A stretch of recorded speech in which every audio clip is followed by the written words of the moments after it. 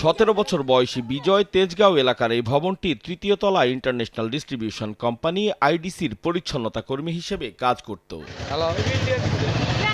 বিজয়ের বোন জানান, গত বৃহস্পতিবার বিকেল থেকে খোঁজ পাওয়া যাচ্ছিল না তার। অভিযুক্ত রাজুকে নিয়ে বনানী থানায় গিয়েছিলেন তারা, যার প্রমাণ মেলে মোবাইলে ধারণ করা ভিডিও ফুটেজে। জিজ্ঞাসাবাদ শেষে রাজুকে ছেড়ে দেয় পুলিশ। আমার ভাই দুপুর 1:25 বাসা থেকে বের হয়েছে। ওর সাথে ক্যাশ টাকা ছিল 45,000 টাকা, গাড়ি ভাড়ার খরচ নিয়ে আনুমানিক 50,000 টাকার কাছাকাছি হবে। 1:25 লাস্ট কল ছিল এই রাজু। ওর ফোন পেয়ে আমার ভাই বাসা থেকে তাড়াহুড়ো করে বের হয়েছে। ওর লাস্ট লোকেশন ছিল এখানে শান্তা টাওয়ারের এখানে, নাবিস্কো এখানে শান্তা টাওয়ারের এখানে এসে ও লাস্ট রাজুর সাথে 10 সেকেন্ড করে 20 সেকেন্ড দুইবার কথা হয়েছে। এরপর আর আমার ভাই কারোর সাথে কথা বলে নাই। শুক্রবার সন্ধ্যার থেকে নিয়ে রাত্রে 1:30 পর্যন্ত এই রাজুর ওর বাসা থেকে অফিস পর্যন্ত পাহারা দিয়ে রাত্রে 1:30 বাজে আমি বনানী থানার SI ক্লাসের কাছে আমি তুলে দিছিলাম। ওনারা বলছিলাম যে আপনি ওরে ভালো করে জিজ্ঞাসাবাদ করেন, ও আমার ভাই সম্পর্কে খোঁজ জানে। উনি সাধারণভাবে জিজ্ঞাসা করে ওর ভোটার আইডি কার্ডের ফটোকপি জমা নিয়ে ওরে ছেড়ে দিছে।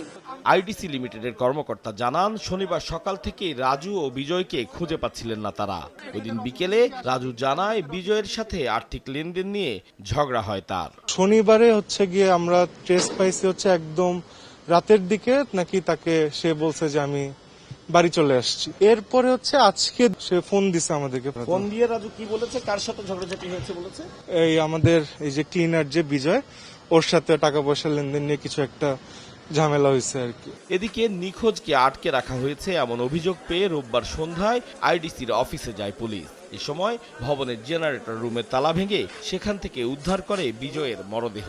পুলিশের ধারণা, বৃহস্পতিবারই বিজয়কে হত্যা করা হয়েছে। আমরা ঘটনাস্থলে তালা ভেঙে প্রবেশ করে লাশ দেখতে পাই।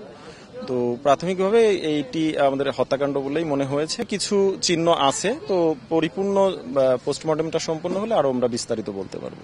অভিযুক্ত রাজুকে আটকের পর ঘটনার রহস্য উন্মোচন হবে বলে জানিয়েছে পুলিশ। আতাউর কাউসার, সময় সংবাদ, ঢাকা।